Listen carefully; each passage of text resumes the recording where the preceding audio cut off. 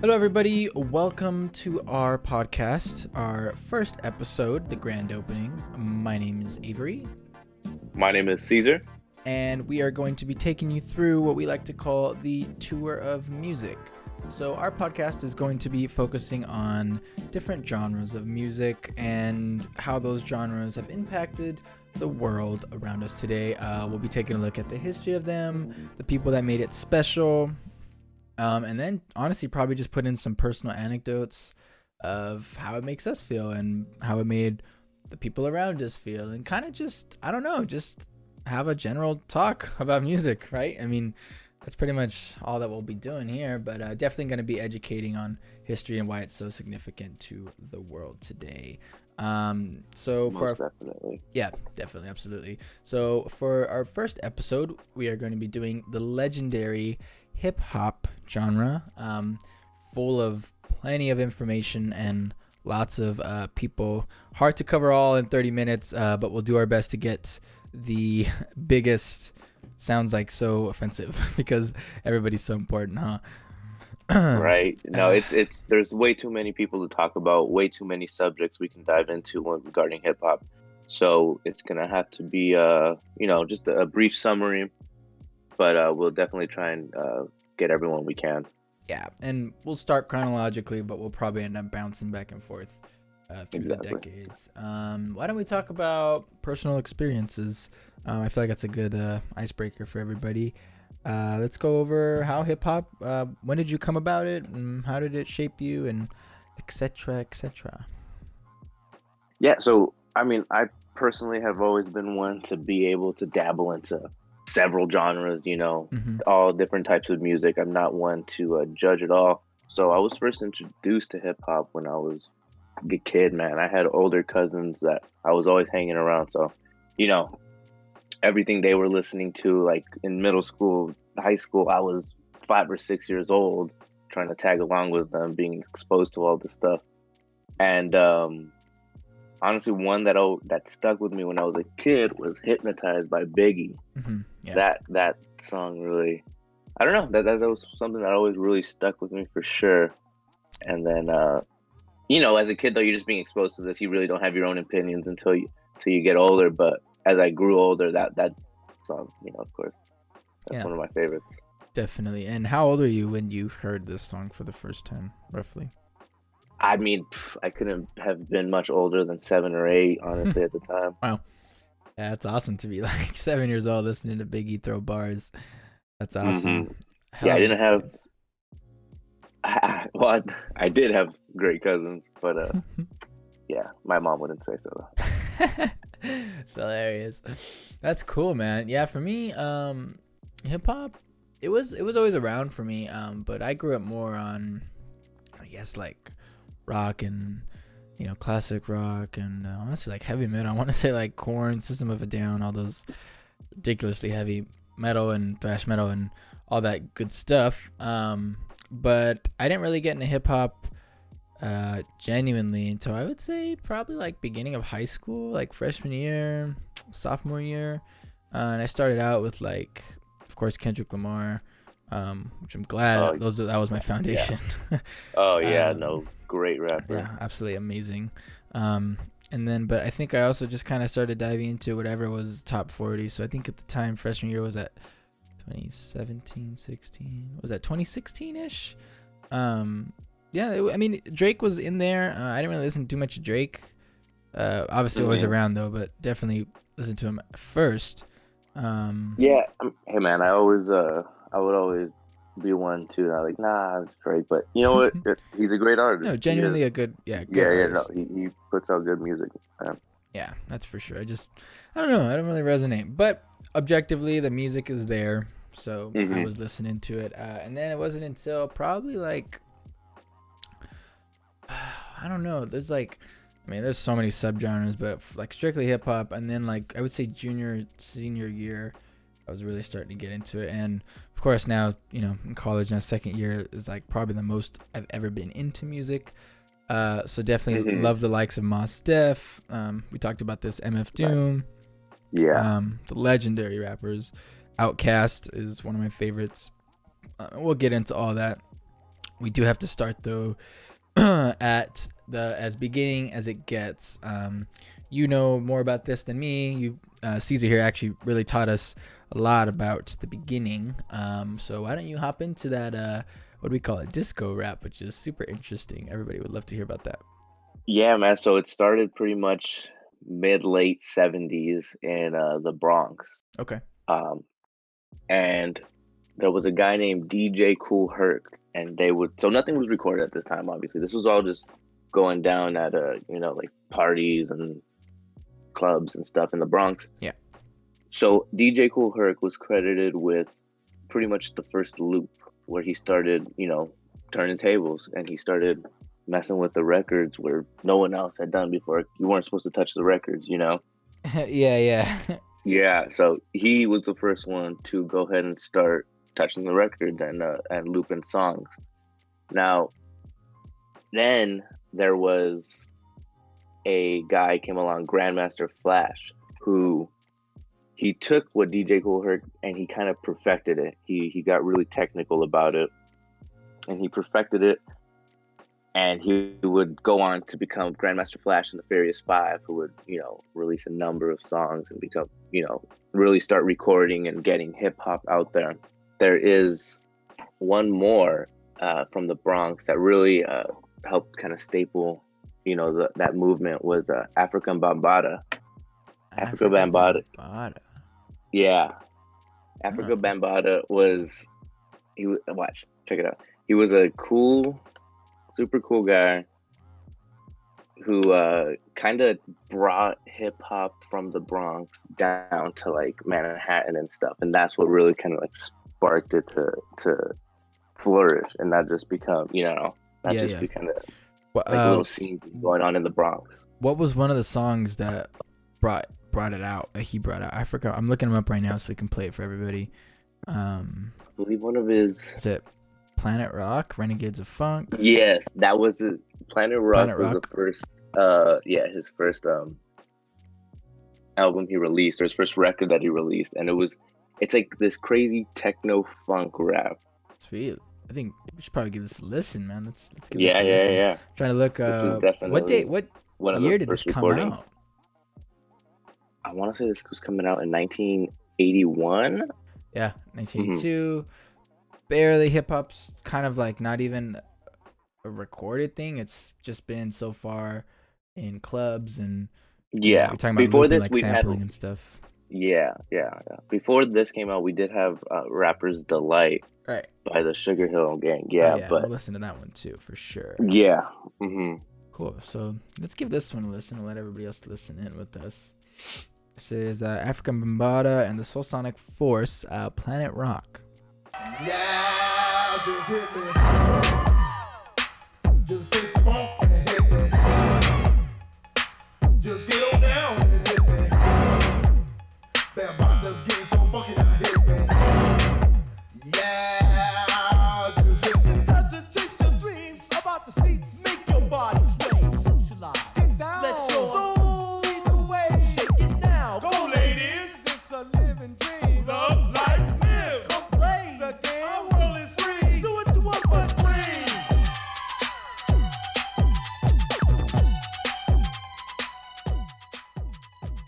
All right.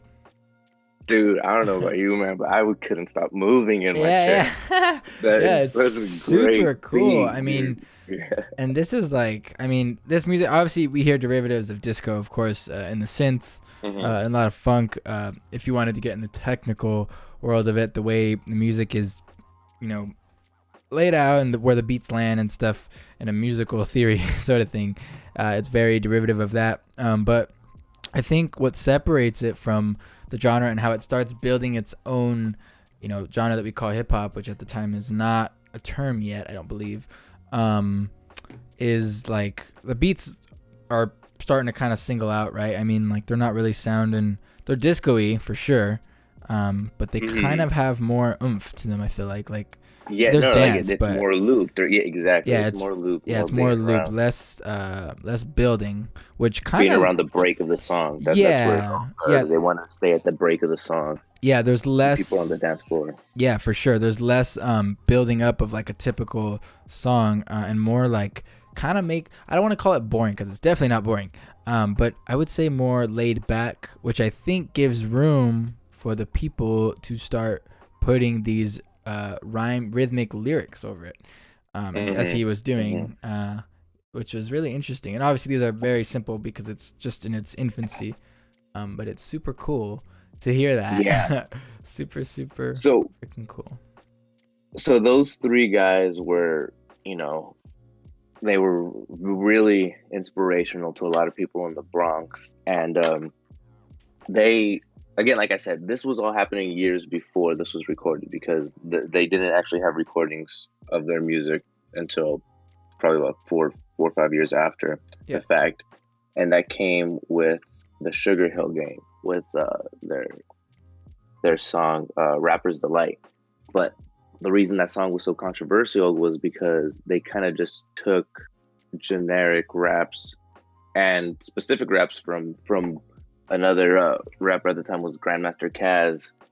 They kind of stole some of their rhymes and used them in the song, and so everyone was like, who are these people who just came out with a song that they weren't even really part of the scene that was going on in the Bronx? Yeah. They're kind of just some random guys who were able to rap and flow, and they just happened to meet the right lady at the right time that gave them a record. Wow. Yeah, I mean that's how it happens, really. Yeah.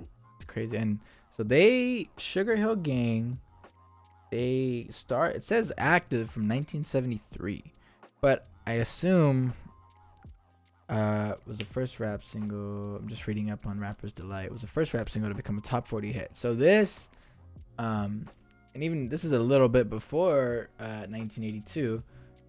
Still obviously all in the same era, but 1979, so not even in the 80s yet. And at this point, I mean, glam rock is huge. Who else? I mean, we have disco, which is huge, and funk are still out too. Synthesizers. You also have what are they? And you got like punk rock coming out too now. You're right. Yeah, the Ramones are coming in. You got the punk rock separating from rock, and then you kind of have like the rap separating from funk and disco. Yeah, that's a good parallel. I like that idea. Because you had classic rock, which was 60s into like 70s with Led Zeppelin, and then mid 70s, you had rock bands were starting to use synthesizers. And you had like Black Sabbath at the time when Ozzy had split. Now he was in his single, solo band, and then you had with the guitarist Randy Rhoads. And then you started getting all these crazy synthesizers, Mr. Crowley, Crazy Train, all these 80s everything rock. Got everything synthesized. That's what turned it into glam rock. And then on the opposite side of that, which would be considered really raw, you had punk, the Ramones. I mean, this legendary sound. And then with them, you had the Sex Pistols and all these other bands that will eventually, probably late 80s, mid 90s, save that for another episode.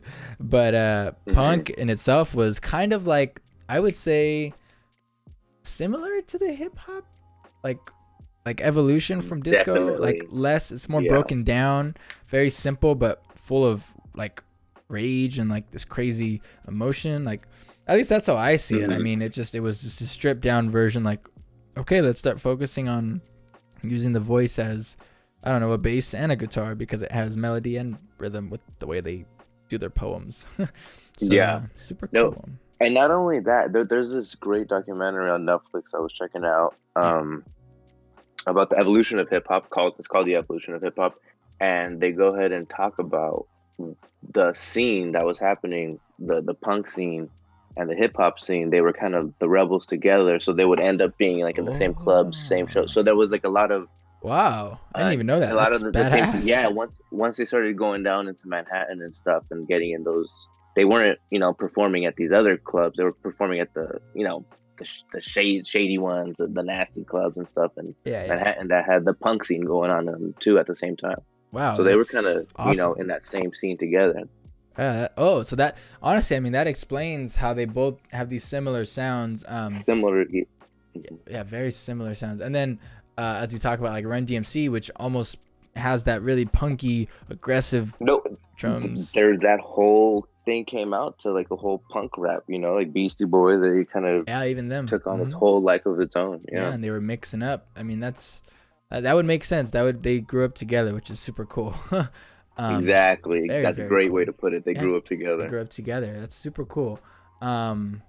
So I mean, God, we could go on forever with every Yeah, decade. we got to move on. But Yeah, we do. gotta Let's move on. let's transition. So we got like the main guys. I mean, you know, we have Sugar Hill Gang, Grandmaster Flash. What was the other one that we said? Planet Rock, which Cool. was Africa DJ Kool Herc. Bambaataa, Yeah, DJ and then Kool Herc. African Bambaataa. Right. So hip hop was like this derivative of disco and funk, where it was like sampling, which was unheard of at the time. You didn't want to mess up your vinyls, but they were ripping these vinyls and looping these parts to kind of give like this kind of motif to just keep going and going, like boom, boom, boom, almost like a punchline over and over. Like it's the same thing. Nothing of it builds. Yeah. So something has to make up for that, and that's the lyrics. Exactly. So where they were heavily focused on just, it was party. It was all about party. You know, it's about people dancing. That's what it was all about. Right. And then it kind of started switching over to talking about what was going on, talking about their lives and making raps about them, you know, themselves.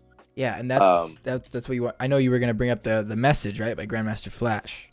Exactly. Yeah. So that right there kind of sparked or inspired a lot of people. I would like to say inspired a lot of people to, you know, move on with the rap and start, you know, rapping about Real stuff. their lives. Yeah, real stuff. And it started in the hood, the ghetto, so they were rapping about the hood and the ghetto, you know? Right. Yeah, it's from the people. Absolutely. Let's give that a listen with Yeah, everybody check it out. listening in, and you guys will see what he's talking about in just a sec.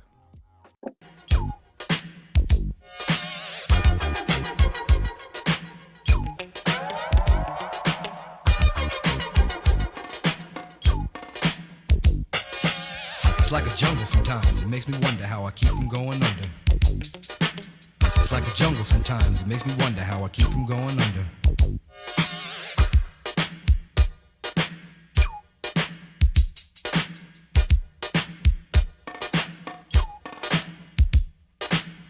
Broken glass everywhere, people pissing on the stage, you know they just don't care. I can't take the smell, can't take the noise, got no money to move out, I guess I got no choice. Rats in the front room, roaches in the back, junkies in the alley with the baseball bat. I tried to get away, but I couldn't get far, cause a man with the tow truck repossessed my car.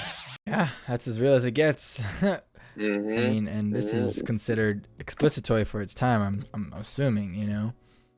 Yeah. No, he was talking about what was going on though. He was literally painting a picture of his street. Yeah. What The is streets the around him. message? And he's like, oh, here it is. Mm-hmm. Yeah, super cool. Exactly. Yeah. So that would be the 70s and 80s of hip hop. I mean, that was it. Now. Yeah, and then Oh, go for it, man.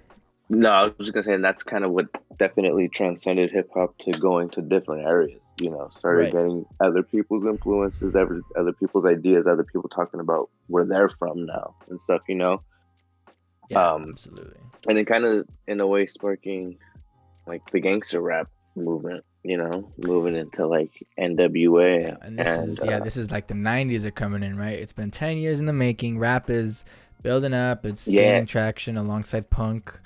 NWA, I believe, was coming out like late 80s. Yeah. Oh, like, late 80s. let me Yeah, see, okay, so when- like let me see 89, again. 88. Yeah, I mean, makes sense. And even like gangster rap comes out, but even as gangster rap is starting to build up, we also have like kind of like an evolution of lyrical like intelligence, like Lyrical art. yeah, with Grandmaster Flash, I mean, lyrics were good, just very simple in the fact that, I mean, rap is new. And then we have It was the foundation. yeah, exactly. And we have we always like to point out KMD, which is for those of you who don't know, KMD was built off of it's Daniel Dumile is his name, who's also MF Doom. This is before his MF Doom moniker, and he did this rap group with his brother, and together they made KMD, and they probably were, I mean, lyrically they were ahead of everybody else. I mean, just the flows, the connections to lyrics, I mean, everything was just spot on. And what they were talking about, I mean, if you guys ever saw the music video for Who Me, you guys would be blown away at the amount of like explicit messages that they're doing. But it's good because it's getting it out there, and that's what we wanted to talk about too. Is like hip hop is, it is the motivator for Black people to have a voice, because now people can't ignore it. I mean, it's hard to ignore good music, Yeah, it's really hard to ignore good music. And they're putting it in your face now, yeah. Yeah, so let's give a listen to KMD, and then we're going to listen to NWA, so that way you guys can see the difference between the two, but also keep in mind the advancement that we're hearing. We're hearing probably more explicit, more advanced in the way words connect to each other, just overall an improvement in rap. So this is about in the 90s or so. So KMD came out with this song called Who Me in 1991. Once upon a time, there was a little boy who lived in the deep, dark jungles of Africa. His name was Little Sambo. Uh-oh, Zio's exercising his right to be hostile. They always trying to say that coon is me. I don't understand, man. Don't understand. Nah, I don't know. My temper's up to like 10. When switch up his thoughts that I recommend. Minus is flood, but thicker as blood. Plus still some stay stud like sticks in the mud. Ibuprofen from Newprints keep me from flipping daily. Yet I constantly slip into thinking kinda loony. In my logo, you see us? Whoever said that coon is me. What a jam, dude. Powerful lyrics, yeah. Yeah, Powerful lyrics, man. quick, punchy. I mean, you can't ignore it. It is in your face. Sampling is getting even better now. I mean, yeah, right. We're taking non-musical elements, right, and making them musical. Yeah, you're taking like speeches and verses, and this samples from Sesame Street, which I think even adds to the irony of the song and its message about children and how Black people are viewed. I think part of hip hop is creating irony not only in like the lyrics that you personally write, but how you can change and morph things that are meant for something else and completely change the narrative, which I think you and I both agree on this for sure. We've talked about this off and on the podcast, how talented and how hard it is to do that. I mean, to take someone's idea that was meant for a completely different subject and just turn it into something different and make it work. Because I mean, you could do that with anything, but if it doesn't work, then it's basically bullshit. Right. Exactly. But once you put that whole other meaning on something, your whole spin on it, I don't know. You created your own art, and that's exactly what they were doing. Yeah, exactly. I mean, just amazing. You guys should definitely check out KMD and MF Doom, and we'll get into him because he's also part of the 90s, but he's also got some stuff like late 90s, early 2000s too. So we'll definitely be taking a look at him again. So if you like that stuff, don't worry. We'll be back on it in just a second. But we got to get you guys hooked up on NWA. Everybody's heard of them. So, Talk about it. No, I just wanted to say on like the complete opposite end of the spectrum, because like I feel like there was so many different movements of rap going on, but there was kind of one heavy one of talking about. They're like one like NWA talking about straight about the streets, talking about the gang life and stuff, gangster rap, and then there was another one where it was a whole other movement of kind of like Black uprising, like trying to bring awareness to community, trying to bring a sense of community, trying to bring a sense of togetherness between Black people. And it was just two whole different vibes going on at the same time, Yeah. I mean, you had this absolutely ridiculously aggressive music, which is also great in its own. But it's great in its own way. Exactly. They're two different. They're telling two different views of the same story, pretty much. Yeah, exactly. You guys can get a good listen at this. I mean, I'll talk aggression. Straight out of Compton, crazy motherfucker named Ice Cube. From the gang called niggas with attitudes. When I'm called off, I got a sawed off. Squeeze the trigger and bodies are hauled off. You too, boy, if you fuck with me. The police are gonna have to come and get me off your ass. That's how I'm going out. For the punk motherfuckers that's showing out. Niggas start to mumble, they wanna rumble. Mix them and cook them in a pot like gumbo. Going off on the motherfucker like that. With a cat that's pointed at your ass. So give it up smooth. Ain't no telling when I'm down for a jack move. Here's a murder rap to keep ya dancing. With a crime record like Charles Manson. Damn. Just amazing. But you know what? That's just like 100% justified anger coming out in those raps. You know what I mean? It's justified completely. Of course it's justified. It's dealing with generations of fucking bullshit. from Yeah. the fucking system. You know what I mean? Mm-hmm. Yeah, it's just a And it symptom. all that came out in that album, pretty much straight out of Compton. Great album. Yeah, I mean, the title speaks for itself. Just talking about straight out of Compton and riding downtown Los Angeles. I mean, black people were getting shot, murdered, and harassed. And nothing was being done black. about it was the thing, and like it was just what it was. You know what I mean? You had Snoop Dogg as Yeah. well. These guys had a voice. You know, they never really had a voice before that. Yeah. Absolutely. Yeah, it's awesome. It's just such good music. Again, talk about it all day. But we gotta hop into the next decade, early 2000s. Now, this is a very interesting decade in and of itself. I mean, you have the historical ones, which sound amazing. You also have a lot of good music coming out. But along with hip hop evolving, and all these other decades, but especially in the 2000s, technology is evolving fast, and that really impacts hip hop. Let's and you got this unpack grow of like R&B kind of coming out. Yeah, really it's true. taking really taking hold of the industry in a way. Yeah, definitely. Again, this is completely subjective. I feel like that decade of hip hop, I don't know, it wasn't my favorite.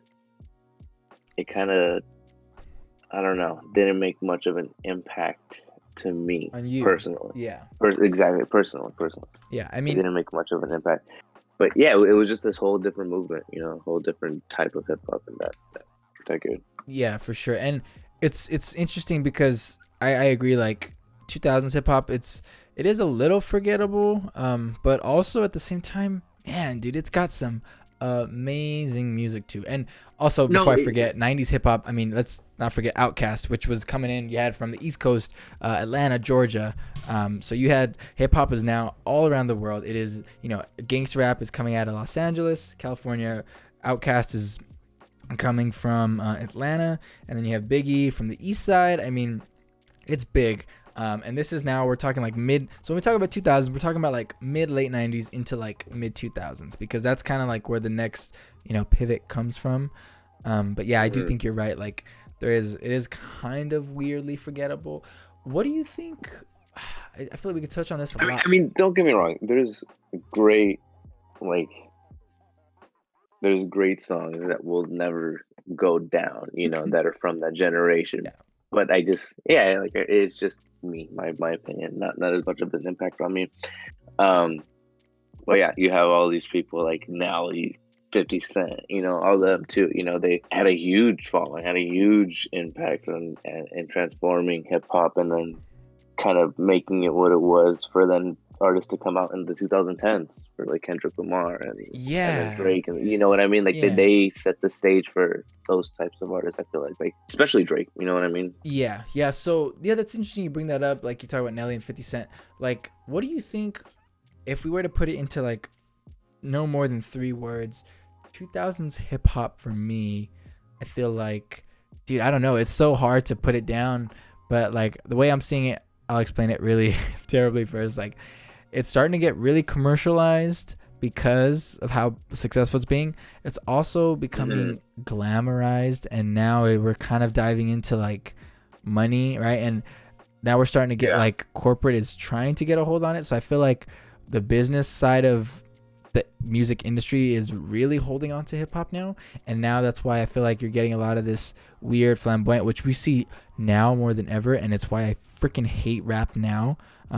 Unfortunately, I mean, there's a lot of great artists, like, don't get me wrong, like amazing artists coming out right now in the 2020s, but holy fuck is it commercialized, dude. And I think it started in the 2000s, right? I mean, we talk about this, right? Like CDs are coming out. I mean, now it's kind of like after in the 20 years that it was out, it was kind of like part of the people, but now businesses realize they can make profit off of it. And now you're getting people that are kind of just chasing it. It's not just some fad, you know? Yeah. It's not some fad anymore. It's literally what makes big the world movement. You know? And then with the good comes with the bad. Like those that really have something to say also equally come with the people that just want to make a quick buck, you know? And you have this really shit raps. And then, in most music industries, of course, you have a lot of assholes, you know, taking advantage, taking hardworking artists and taking taking from them, which is super unfortunate. But you just do see this whole commercialized movement in rap, and then especially now with social media and stuff, like I don't know, it's just so different. And then like with SoundCloud, the way SoundCloud changed the game, you know what I mean? Yeah, Like, definitely. Yeah, within 20 years. I mean, it's interesting because early 2000s, like, it is very different from now, but also I feel like it's a lot easier to clump Oh, these yeah. up versus then 80s and 90s rap, which was very different. But Mhm, then you have like mhm. trap hip hop, you know, Yeah, which coming is out now, interesting. yeah. And I don't really know how to quantify that because it feels really weird. I feel like I think we're gonna come out of this decade with hip hop not being the number one genre anymore. I think something new's coming. You had mentioned something really cool when we were talking about this before recording. Women's roles in hip hop now, early 2000s, they are getting in there, Yeah, right? yeah, it's growing. It's growing for sure. From like obviously you had, some artists from back in the day. You had like Salt and Pep in the 80s, and you had like Lil Kim in the 90s and stuff, but they're slowly but surely growing and getting their voice heard in hip hop. And then, compared to like now, they're almost dominating the industry. They're coming out nearly on top. Like how many number one hits has Cardi B had, or Meg Thee Stallion? You know what I mean? Like Yeah, no, they're it's they're true. coming in fierce Yeah, for like sure, 40 and years it's later. changing the game. Yeah, for Mhm. sure. Yeah, I know they were coming up. Nicki Minaj, I think, was probably one of the biggest female rappers Oh, to yeah. come out because of her connections with Drake too and Lil Wayne. I don't care too much for her music, but objectively, she's got great bars. I mean, she can rap. Like, she can No, yeah, genuinely keep up. no. They are nothing to be reckoned with. They for sure are making their impact in hip hop, and Yeah. I think that's where it's going to keep going in the future. Yeah. Yeah, I mean, early 2000s, 2010, kind of in a funk of rap. I feel like things have died down so much. I don't know, man. It's weird. Like, I mean, I've only been alive 20 years. I don't know if this is how it was too back when hip hop was coming out and there was a lot of flashy rap too. But even now more than ever, it's just like, I don't know. It almost feels satirical, like it's been flipped on its head upside down. Mhm. Before we go, I do want to open the floor. This would be a really interesting question for us both. Where do we see rap heading now? It's 2021, first quarter of the year. Where do you see rap going? Let's give us maybe 10 years, because I feel like 10 years gives us enough time to evolve. And things evolve very fast now more than ever. But where do you see rap going in the next 10 years? More women in the game, more different colored rappers. Not just black people, but all obviously people there's of already color. a lot of there's a bunch of different stories out there now, but I feel like it's just really honestly heading towards a woman dominated industry. Yeah, Women are on the by all up, means, I'm for it, man. Yeah, no, It's gonna definitely. sound awesome.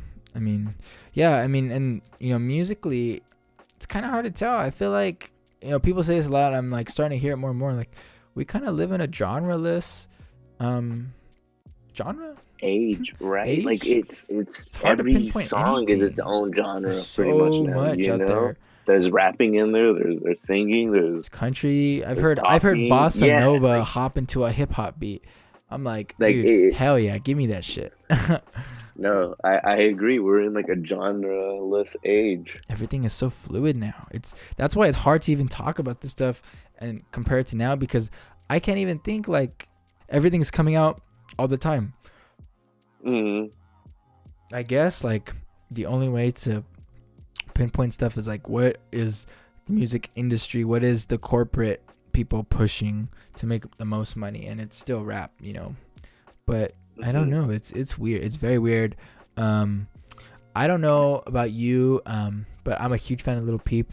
And when he came out in 2017, hearing punk rap in a new form of like alternative grunge rap versus like like Beastie Boys rap, like Lil Peep was blending these sounds of like the 90s, like Nirvana style sounds, Audio Slave, like this grunge heavy distorted guitars, and ripping this bass, and like these weird grunge sounds, and he was making them Yeah, into rap.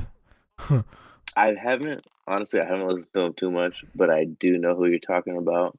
And yeah, I have friends who are very much in the Little Peep, and he's just got this whole another sound. Exactly, like That's where I see rap going. It's different, man. Yeah, I don't know, man. It's just different now. That's where I saw it going until he unfortunately passed away. Yeah, he was the last. I fully believe he was the last good punk rapper right now. And I've always compared him. He would have been what Nirvana, all those Seattle bands from the 90s, like Soundgarden, Nirvana, Pearl Jam, what they were to the 90s, but for hip hop. I think we were in that stage, and it sucks that he died so young, because he was, man, I mean, it was kicking. I mean, it was kicking up to speed. This guy was like everywhere, and he was only in the game for 2 years. He started in 2016, 2015, and he died in 2017. So he was only in the game for like a year and a half, 2 years, and within that time, he was picked up by like I remember watching his documentary. He was picked up by like this fashion designer and was on the runway. I mean, this guy was so fast and actually a really kind person, and taken advantage of, unfortunately. But it was just, I mean, emo rap. Yeah, that's what they call it, emo rap.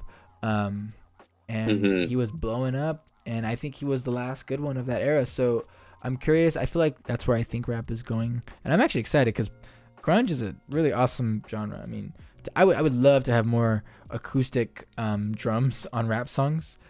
I would just love to see more artists coming out talking about unity, talking about community, talking about, love and peace, and not killing each other, and like you said, money and hoes and bitches. You know what I mean? Mm-hmm.